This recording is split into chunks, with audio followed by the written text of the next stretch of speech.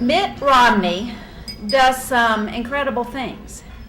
Now, for those of us here in Georgia, to say that a fiscally conservative Republican won the governorship of Massachusetts, it goes beyond incredible to miraculous.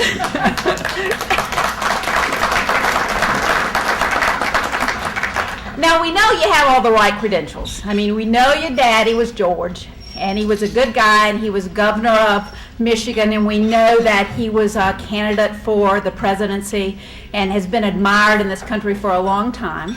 And we know, after reading your bio, that you got your bachelor's at Brigham Young, and you got your master's at Harvard, and you got your JD cum laude at Harvard, and we're impressed with that, but we got to say, we still think you do incredible things.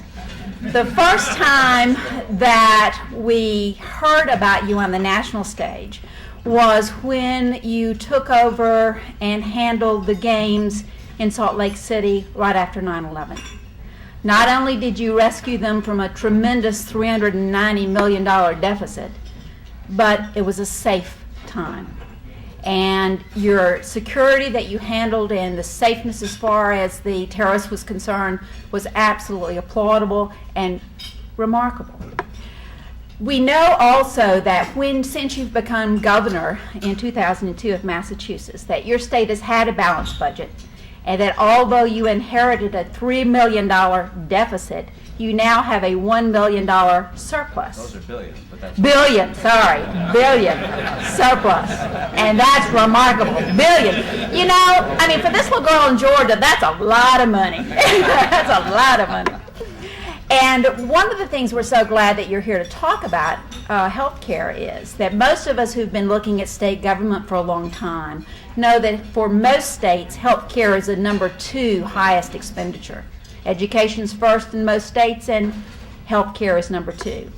It has been interesting to see the innovations that you have put in health care in Massachusetts. Certainly, Robert Moffat from Heritage Foundation looked at your program and was very supportive and said this is a new, interesting, innovative idea. And for all of us who've been looking at the morass of health care for a long time, we know that the real decisions and the real solutions will come out of the state governments. So we are so pleased to have you here today, and we will hope that you will share your wit and your wisdom, and have everybody here join me in welcoming Governor Mitt Romney. Thank you so much. What a generous and over the top with praise introduction. I'm delighted you gave it, and couldn't feel better about it. Thank you so very, very much. Very, very generous, and it's an honor to be here with the members of this extraordinary board. The Georgia Public Policy Foundation is doing great things. I learned that they're not only bringing wonderful folks together to talk about important issues, they're actually operating a charter school, and it's just a real tribute to the people here in Atlanta and to Georgia that you've established this fine organization, that you support it, and that it's able to make such a contribution. It's also an honor to be here with so many dignitaries, Congressman Barr, but also the mayor, a new mayor, Mayor Galumbo. Is it Galumbos? Is that how you pronounce it about? That's right. And Representative Smith and Senator Staten, the Republican National Committee woman, who I think you know, Linda Herron, Commissioner Lesser, and Jean First is here too, or First is here as well. I don't know. This is one of the grand dames of the Republican Party, and it's good to have her here. Thank you. Now, if you listen to that introduction at all carefully, you know that my career path is not exactly a predictable one. I went from the private sector into the Olympics and then into government, and it didn't follow a normal course, and now and then it puts me in a setting where I'm really not the logical choice for a particular position, and where my expertise may be stretched a bit, and I may find myself a little uncomfortable in unfamiliar surroundings. The first time that really happened was at the Olympic Games, and I like to tell a story about having gone behind my house one day. I'd moved out to Salt Lake. I'd lived in Massachusetts 31 years at the time. I went out to, behind my house in Utah, and I came across a rancher with a big herd of sheep. And I said, I feel in sort of a gaming mood, so I said to him, if I can guess the exact number of sheep in your herd, may I have one? And he said, yeah, I guess so. And so I said, 2,142. He said, amazing. That's the exact number of sheep in my herd. So I picked up my animal, began walking away. He said, wait. If I can guess your name and what you do, can I have my animal back? I said, sure. He said, you're that Romney fellow that came here from Massachusetts to run the Olympics, right? And I said, yeah. How'd you guess? He said, well, put down my dog, I'll tell you. Now, people wonder how it is that somebody who goes from the private sector can get involved in the public sector and can make a contribution. And I think I've been able to do that, and I have some perspectives on that. One is that the things that it takes to be successful in the private sector actually apply quite well in government.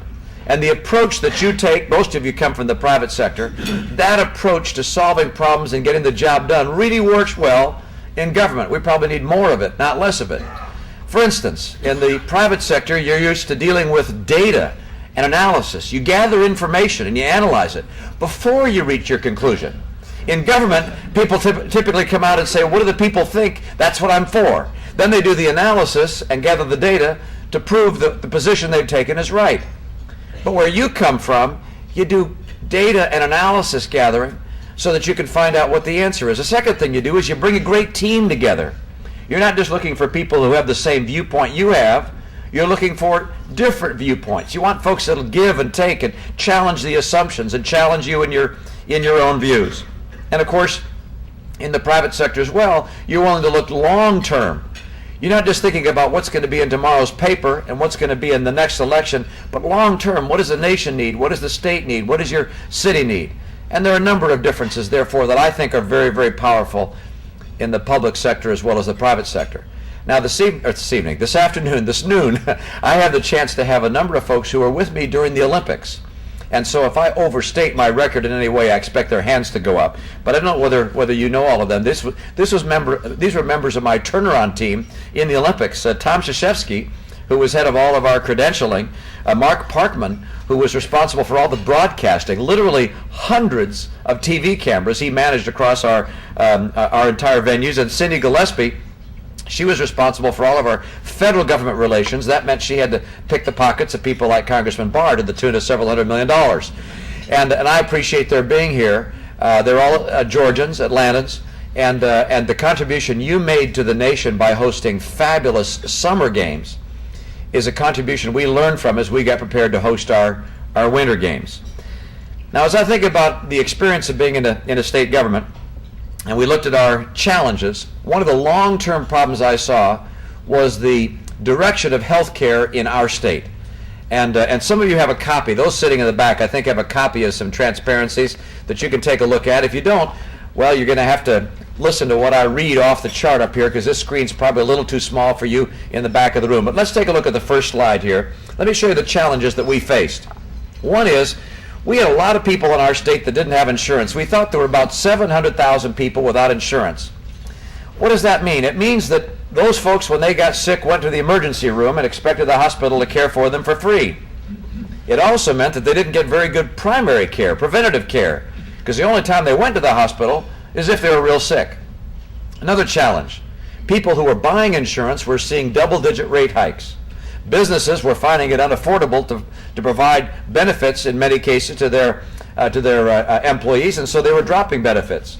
We also found it was pretty hard for an individual or a small business to purchase insurance. The insurance companies were anxious to talk to the big employers, but if you were at a Domino's pizza shop with 2 or 3 people behind the counter, they weren't interested.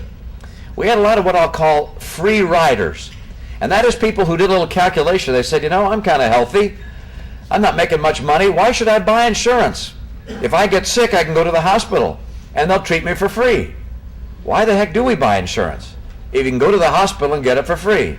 And we had an increasing number of people we called free riders. And finally, we calculated how much money giving out free care was costing us.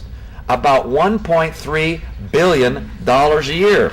That's money we were spending to give people free care in our hospitals that had not purchased insurance. Now, when you have problems like those, in the private sector, you say, okay, let's figure out how to deal with this problem. And I start at the top, all these uninsured. What do you do about them? I had the chief executive of one of our key companies, Tom Stenberg, come to me. He's head of a company called Staples. And he said, Mitt, if you want to help people, you'll find a way to get everybody health insurance. I said, Tom, I can't do that. I'm not going to raise taxes. I'm not going to put in place Hillary Care with a government takeover of health insurance. It can't be done. But I did what you do in the private sector anyway. I assembled a team of very capable people. One from a consulting firm, another from a venture capital firm, another guy who was an investment banker at Morgan Stanley, a professor at MIT, an economist. I got a couple of actuaries from an insurance company. We began working on health insurance and saying, is there some way to get everybody insured? After about a year, we made no progress. And then we had this insight. We said, you know what? Everybody in our state already has health care. They just don't have health insurance. What do I mean by that? Well, everybody in my state, if they get real sick, let's say they have a heart attack, even if they don't have health insurance, they go to the hospital, they get treated, someone's paying for that.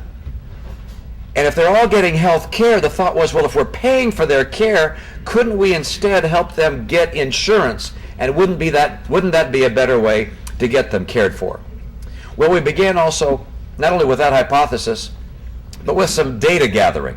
We decided to find out how many people didn't have insurance and what their characteristics were. The next slide will show you the population we have. We're 6.5 million in our state. We found that 93% of our citizens were insured, only 7% weren't.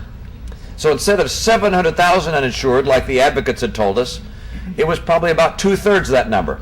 Then we divided them into three groups. Those that were truly poor, and that meant they were earning 1 times federal poverty level or below, the working poor, and those that were middle income.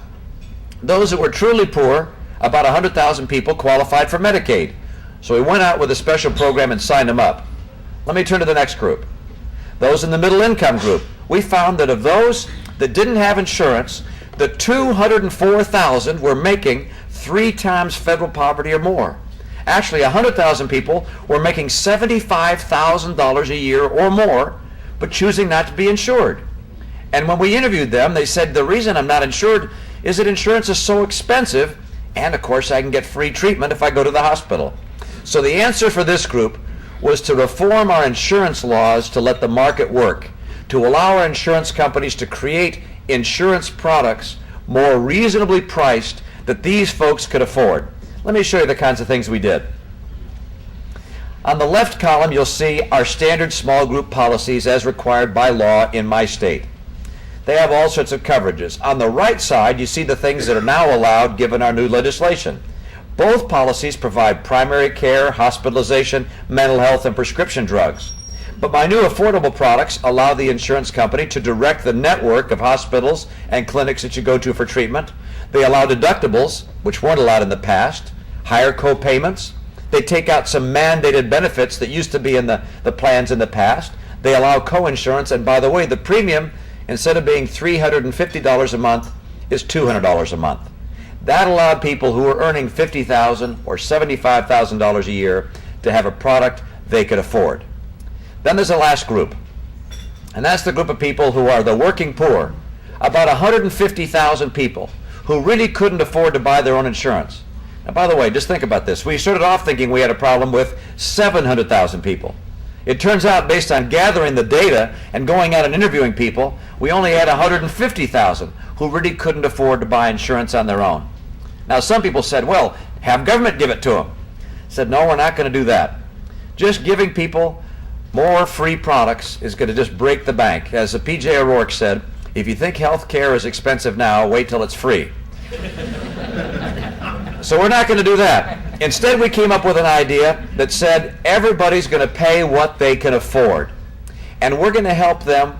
If they can't afford buying the full premium themselves, we'll help them with a subsidy to allow them to purchase what they can afford. And so on this next chart, go one more. On this next chart, what we decided to do was to say, let's just take the example in the middle there. If someone is earning 200% of the federal poverty level, which is roughly $20,000 a year, they pay $11.54 a week, and we pick up the rest of the premium, which is roughly $30 a week. So they pay what they can afford, $11.54, and we pay $30. And when that happens, they're insured, and they're putting money into their own insurance. And we're helping them with that $30 we put in. Now the question was, could we afford this? Could that subsidy we're putting in, could that possibly be afforded by the state? And here was the remarkable thing we found. Remember, we were already spending $1.3 billion. What we found was, with the real numbers, when we signed people up on Medicaid that qualified, when we subsidized those that needed a premium subsidy, and we added that up, it was less than we were already spending. We were spending $1.3 billion. If instead we helped everybody in our state get insurance they could afford, it cost less than $1 billion. We saved $300 million. It actually costs us less money to get everybody insured than just continuing to give out free care year after year after year. Go ahead. Now that led to one final conclusion to make our system work. And this was the most controversial. And it was this. We said, you know, given the fact that now our state has Medicaid for the truly poor, and we have premium assistance for people who are the working poor and need some help, they're going to pay what they can afford, but we're going to help them. And we've also created new affordable insurance products for the middle income folks. Now all of our citizens have access to health care they can afford, to health insurance they can afford.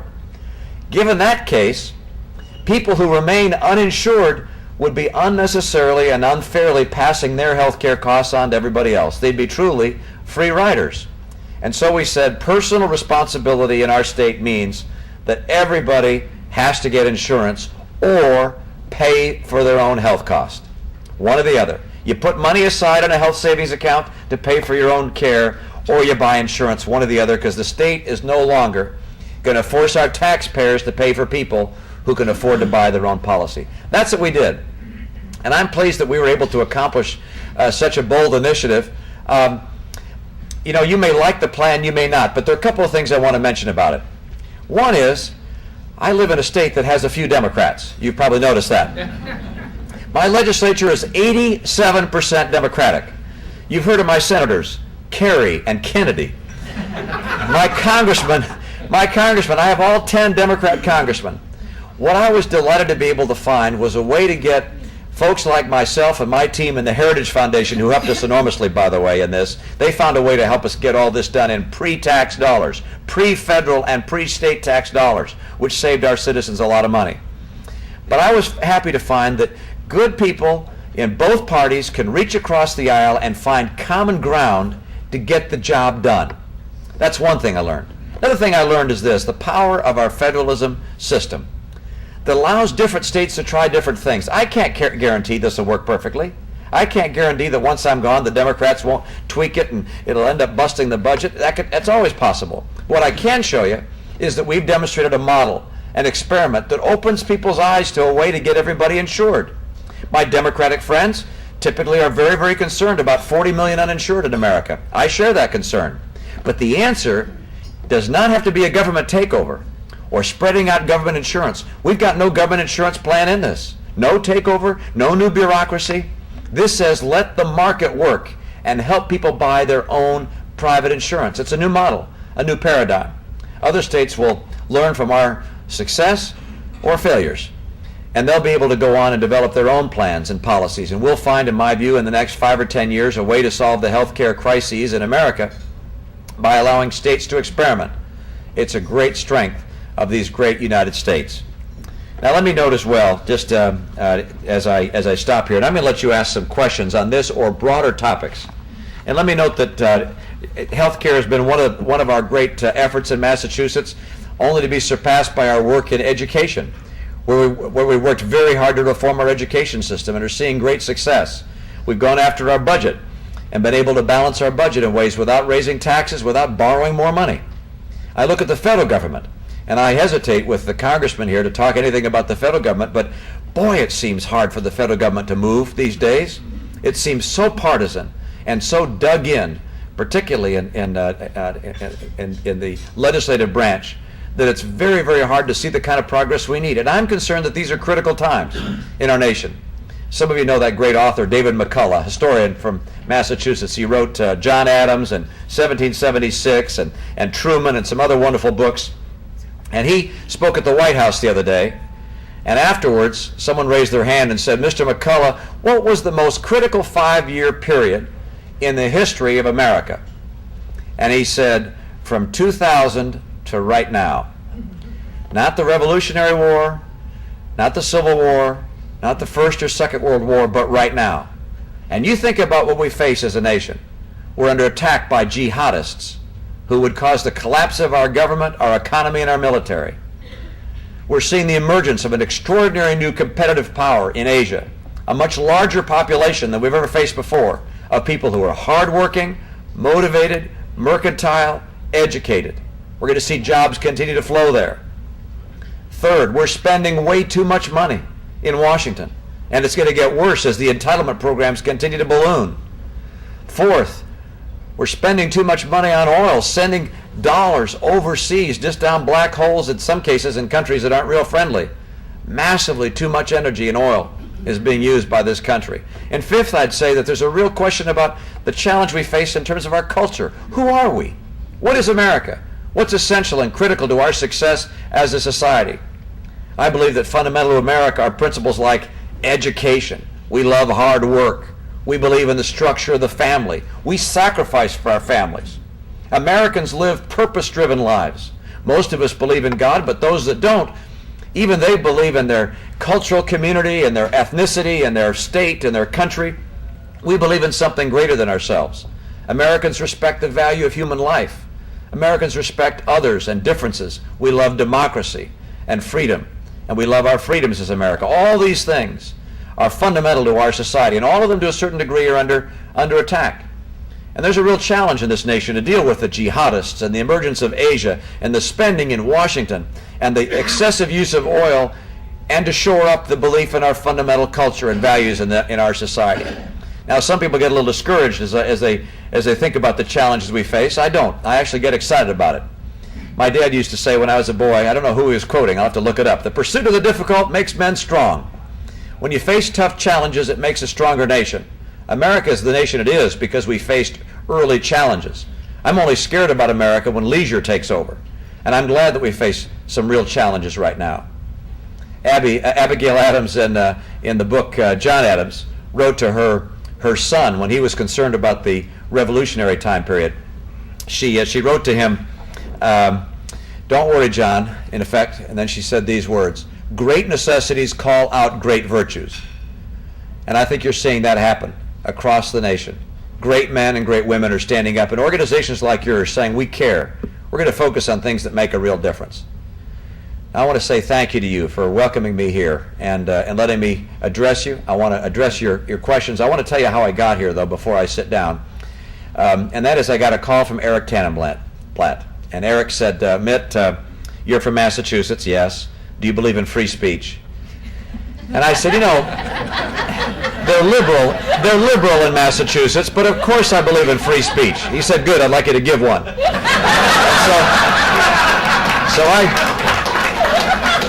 Now had I known I was going to get the most delicious banana pudding in the world, it would have been an easier sell. Thank you for welcoming me here. It's a great honor to be with you. Thanks. Want to stay here?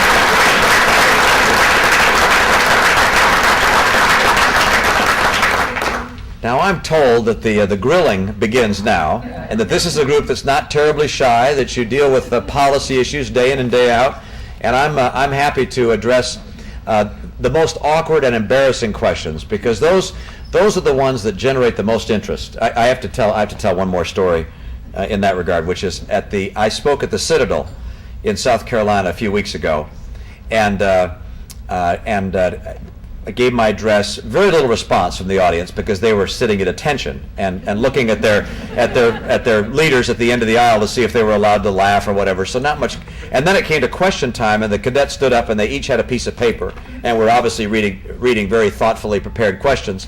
And then someone stood up with what must have been deemed an unusual question. He said, "Governor Romney, what do you think about Johnny Damon being traded from the Red Sox to the Yankees?" And there was this gasp as people turned to see who had asked this impertinent question. And it gave me a great opportunity to finally get a rise out of these young men and a few young women. Because as I paused, I said, well, it shows that even I from Boston and you here from the Citadel have one thing in common. We all hate Yankees.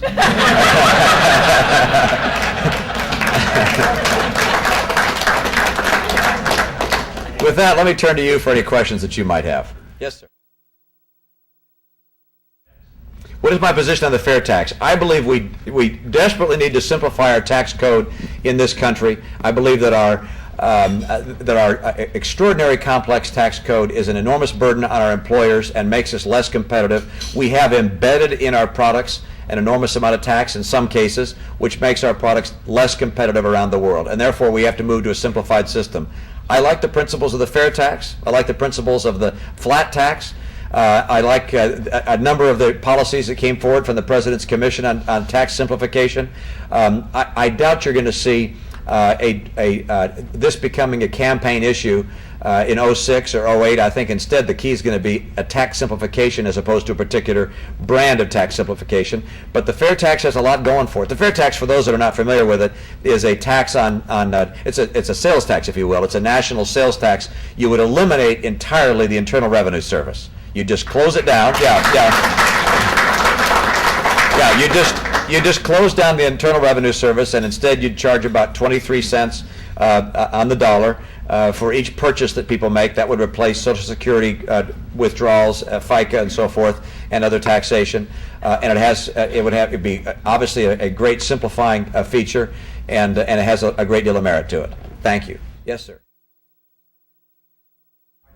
I'm not going to take the first part of your hypothetical, but I can tell you that I'm very much. Let me just talk about oil for a minute, and having the oil and the energy that we need, and balancing the equation, if you will, between our use of oil and its generation.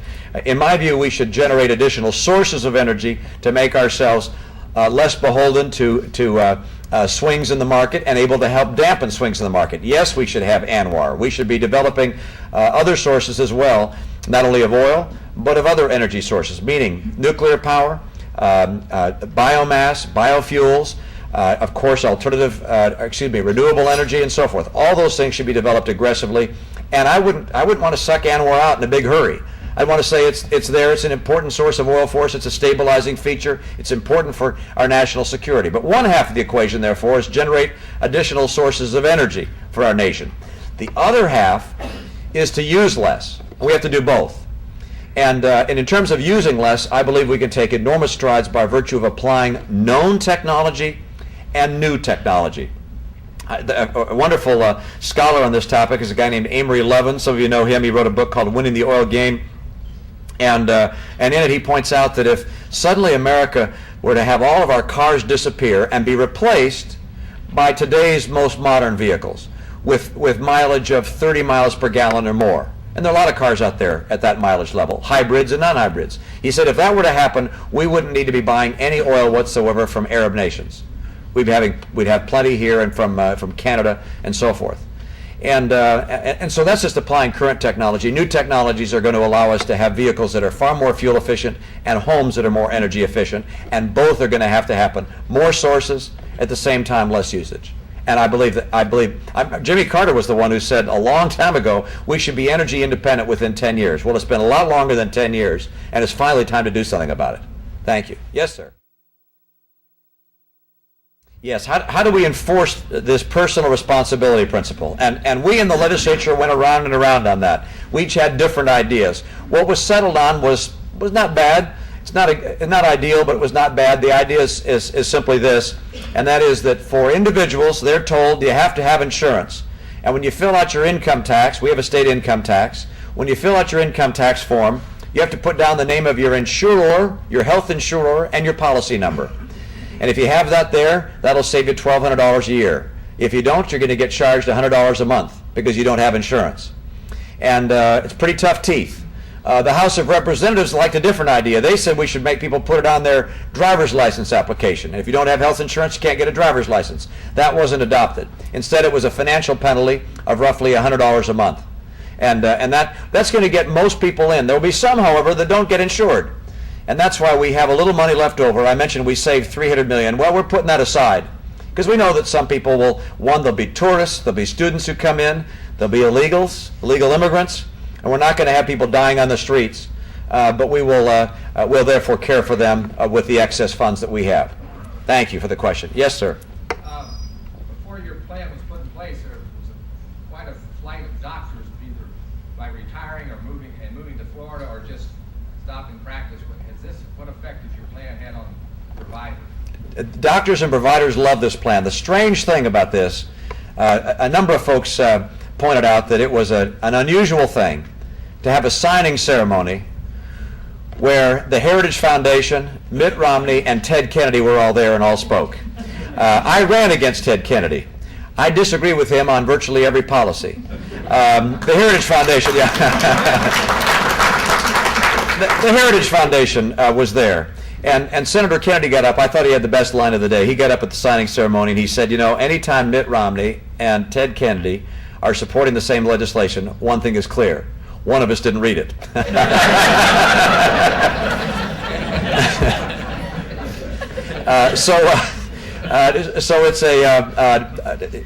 It was broadly supported politically. But going beyond that was perhaps more impressive.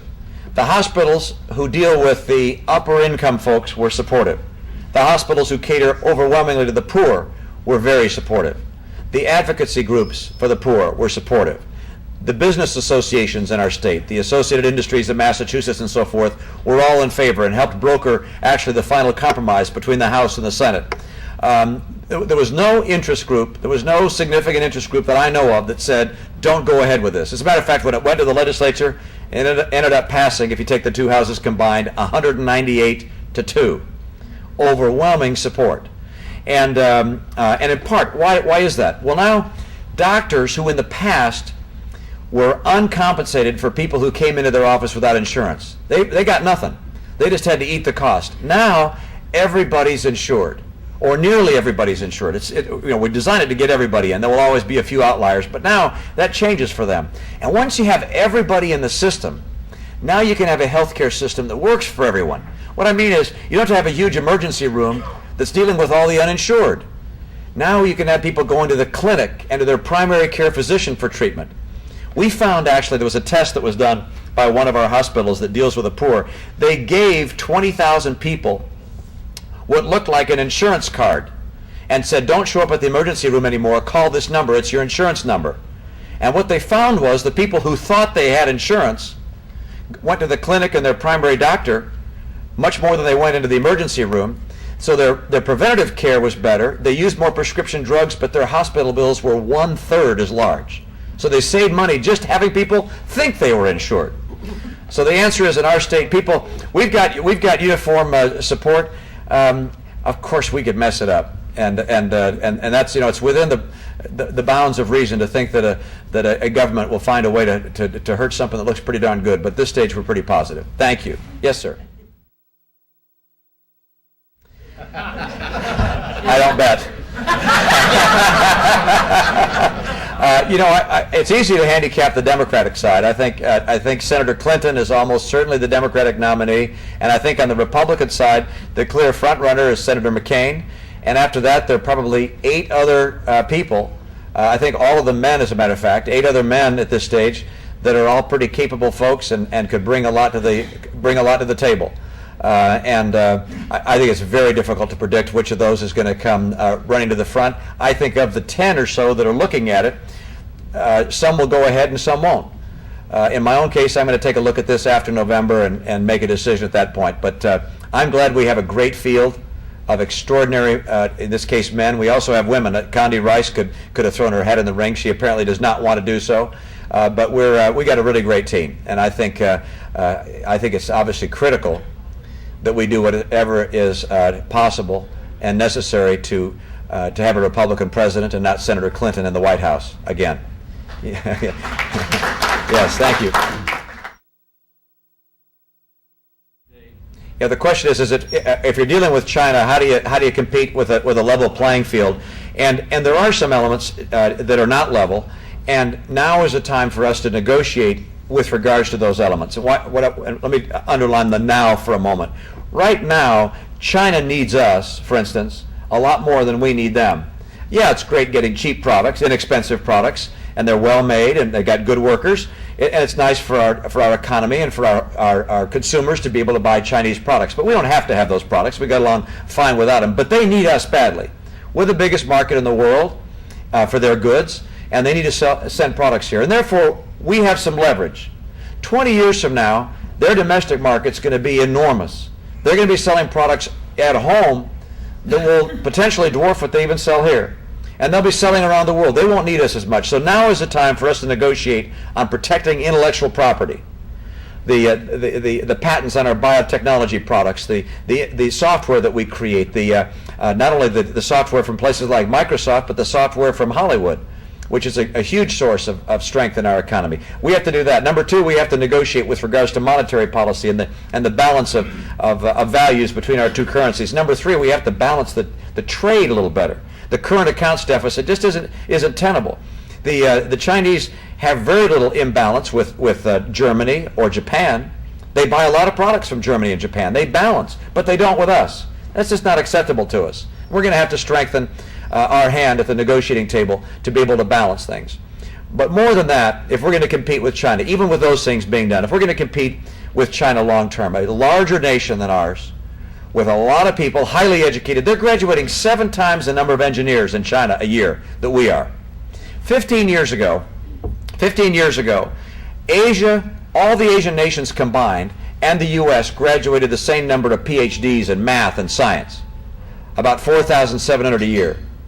Now we've dropped to 4,400 a year, and they've gone to 24,900.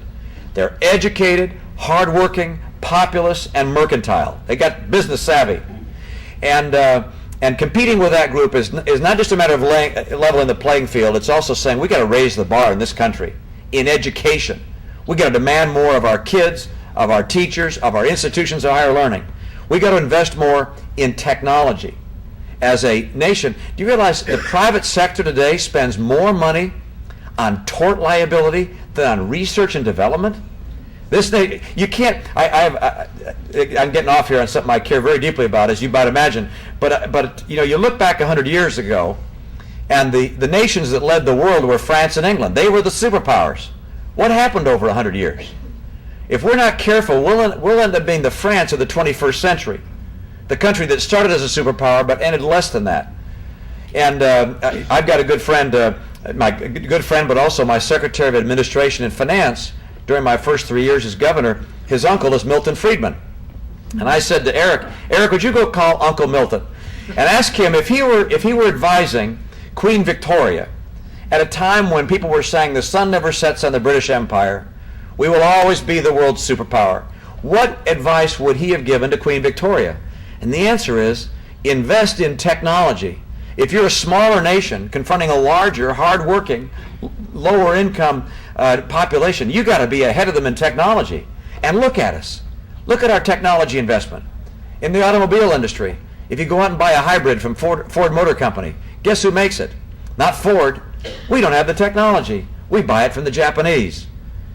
We have to invest in technology if we're going to lead the world. So it's technology, education. We're going to have to take the burdens of government to the extent humanly possible off our employers to make them more competitive. We've got to change our immigration laws. They're upside down. What do I mean by that? Well, if you have, let's say you're lucky enough to get into MIT, one of my best institutions of higher learning in Massachusetts. You get into MIT from Pakistan, and you get your acceptance letter. You're going to get a PhD at MIT. The only condition is that when you got your PhD and you graduate at the top of your class, you agree to leave this country when you're finished. My inclination would be to staple a green card on with your diploma, all right? Which is to say, if you're the best and the brightest and you have skills that we need in this country, there's a concrete wall if you want to get into it. But if you have no skills and no experience that we need, why just come on over the border? We got upside down immigration laws. We need more legal immigrants and a lot fewer illegal immigrants. So I know I'm taking a bit of a diversion here, but I care very deeply about this and think that this is actually beyond these, with the jihadists, this is really a critical issue for us, because we can easily just sit back on our laurels and say we'll always be number one. The sun never sets on American influence, just like the Brits did. And unless we invest in education and technology, in fixing our immigration laws and taking the burdens of government off of our employers, and also making sure that we renegotiate the deal, the agreement, the rules of the road, why we could find ourselves in a position that would not be right. Yes. those who couldn't hear the question but also didn't hear the decision, apparently the Supreme Court today, in a 150-page decision, ruled against the president with regards to the rights of prisoners in Guantanamo. I have not read the decision yet, so I don't want to be too specific on it, but I do believe that it's and by the way, it's a predictable split of the court. The liberals on one side, the more conservatives who follow the Constitution on the other.